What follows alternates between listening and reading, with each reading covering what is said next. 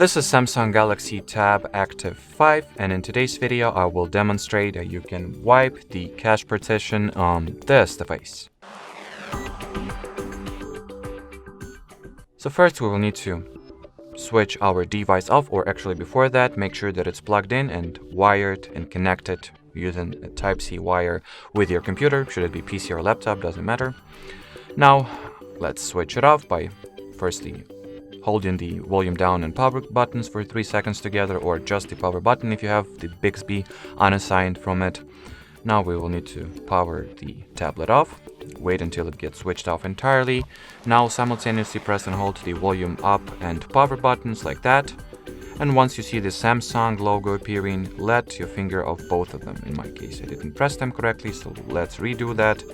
As you can see, the Samsung logo appears. I've released both volume up and power buttons here. So now within a few seconds we will be booted into the Android recovery. Here select the wipe cache partition option using the volume rocker, and in order to execute this action, press the side power key like that, then confirm.